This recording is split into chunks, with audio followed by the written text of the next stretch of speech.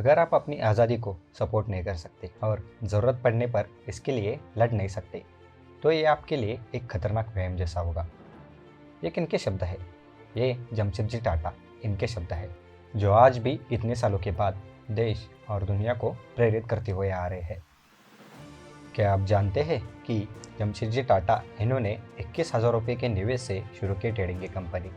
अगर नहीं, तो आइए इसे और भी रोचक बातें जानें आपके अपने चैनल में इन डेप्थ कम्युनिकेशन पर।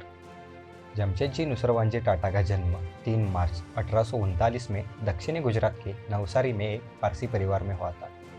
उनके पिता का नाम नुसिरवांजी तथा माता का नाम जीवनबाई टाटा था। उनके पिता अपने खानदान में अपना व्यवसाय करने वाले पहले व्यक्ति थे। मात्र 14 वर्ष की आयु में ही जमशेदजी अपने पिता के साथ मुंबई आ गए और व्यवसाय में कदम रखा। छोटी उम्र में ही उन्होंने अपने पिता का साथ देना शुरू कर दिया था। जब वे 17 साल के थे, तब उन्होंने मुंबई के एल्फिंस्टन कॉलेज में प्रवेश ले लिया और 2 वर्ष बाद सन 1858 में ग्रीन स्कॉलर के रूप में उत्तीर्ण हुए और पिता के व्यवसाय में पूरी तरह लग गए। इसके पश्चात उनका विवाह हीराबाई दबो के साथ करा दिया गया। वर्ष 1868 में उन्होंने 21,000 रुपये से अपना खुद का बिजनेस शुरू किया था। जमशेदजी ने सबसे पहले एक दिवालिया तेल कारखाना खरीदा और उससे एक रुई के कारखाने में तब्दील कर दिया। इसका नाम बदलकर बाद में अलेक्जेंडर मिल रखा। 2 साल बाद उन्होंने इसे खासे मुनाफे के साथ बेच दिया। टाटा ने विनिर्माण और उद्योग में अपना पहला प्रवेश 1874 में किया, जब इसके संस्थापक जमशेदजी टाटा ने विक्टोरिया मिल्स में सेंट्रल इंडिया स्पिनिंग, वीविंग और मैन्युफैक्चरिंग कंपनी शुरू की। बाद में जब रानी विक्टोरिया को 1 जनवरी 1877 को भारत की महारानी घोषित किया गया, तो इसका नाम बदलकर एम्प्रेस मिल रख दिया गया।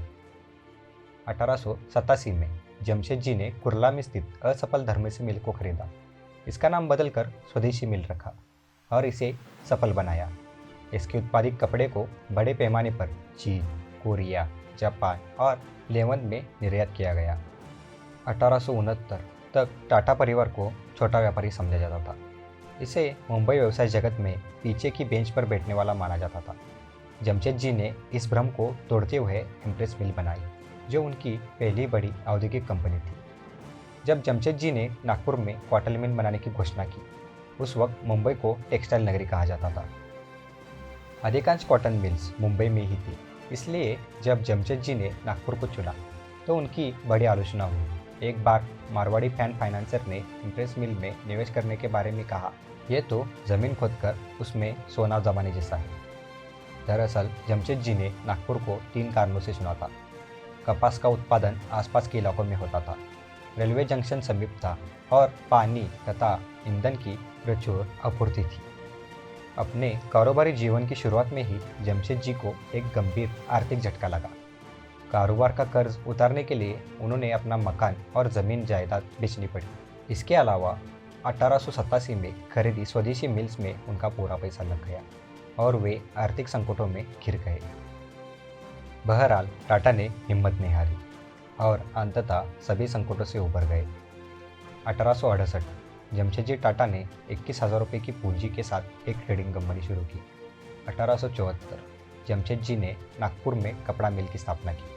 1882 जमशेदजी ने भारतीय छात्रों को विदेश में अपनी पढ़ाई जारी रखने में मदद करने के लिए JN टाटा एंडोमेंट फंड की स्थापना की। 1903 ताज होटल को व्यवसाय के लिए खोला गया। ताज होटल के निर्माण के पीछे एक रोचक कहानी छुपी हुई है, जो शायद आप नहीं जानते। अरब सागर की ऊंची ऊंची उठने वाली लहरों के तर होने वाली ये ताज इमारत मुंबई के सर का ताज है। ये ताज होटल देश की ट्रेडमार्क इमारत है, जिसके बनने से लेकर पढ़ने तक की कहानी भी माया नगरी की तरह पूरी हुई थी। मुंबई का ऐतिहासिक ताज होटल न केवल भव्य पर्यटन स्थल है, बल्कि एक प्रेरक कहानी भी है। इस होटल के निर्माण और विकास का इतिहास भारत के औद्योगिक विकास और राष्ट्रीय आंदोलन के साथ गहराई से जुड़ा हुआ है। ताज होटल का सपना 1873 में जमशेदजी नसरवांजी टाटा के मन में आया था, जब वे एक बार ब्रिटिश होटल में गए थे और भारतीय मेहमान के रूप में अपमानित हुए। उन्होंने महसूस किया कि भारत को भी एक अत्याधुनिक होटल चाहिए जो भारतीय संस्कृति और परंपरा को समेटे हुए हैं। एक देशभक्त की दिल पर लगी चोट, जिसे एक होटल में एंट्री नहीं मिलती और इस वजह से उसने ताज की नींव रख दी। जमशेदजी टाटा के दिल को लगी ठेस ने आज मुंबई को एक ऐसी इमारत दे दी जिसकी पहचान आज पूरे देश विदेश में है। सिनेमा के जनक लुमायर भाइयों ने अपनी पहली फिल्म का शो मुंबई के आलीशान वाटसन होटल में किया था।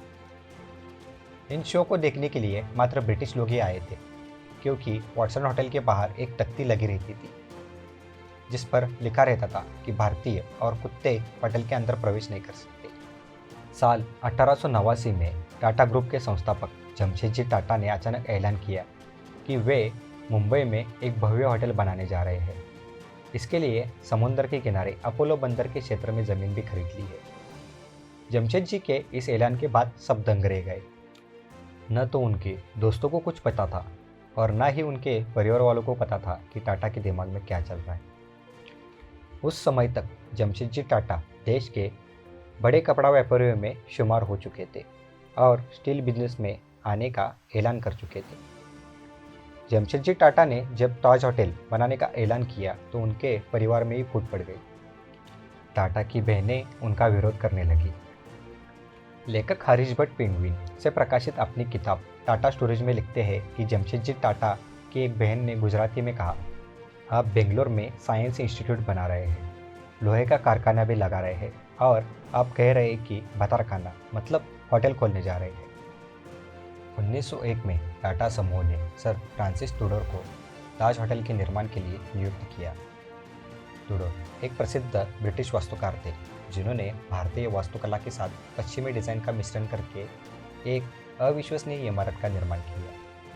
16 दिसंबर 1903 को ताज होटल का उद्घाटन हुआ। यह भारत में आतिथ्य सत्कार में एक प्रमुख केंद्र के रूप में उभरा। होटल ने तुरंत एक प्रतिष्ठा हासिल कर ली और राजनेताओं, राजदूतों, हस्तियों और कई प्रसिद्ध लोगों के लिए एक लोकप्रिय गंतव्य बन गया। ऐसे ही जमशेदजी टाटा इनकी ज़िंदगी के कई किस्से हैं जो आज भी हमें प्रेरणा देते हैं और इस वीडियो में अब उनका जिक्र करना मतलब वीडियो अंतहीन हो जाएगा। ऐसे महान व्यक्तित्वों को सलाम करते हैं और आज हम आपसे विदा लेते हैं। धन्यवाद हमारी वीडियो देखने के लिए। हमें उम्मीद है कि आपको यह पसंद आई होगी। अगर आपको यह पसंद आया है तो कृपया हमारे चैनल को सब्सक्राइब करें, लाइक करें और कमेंट करें।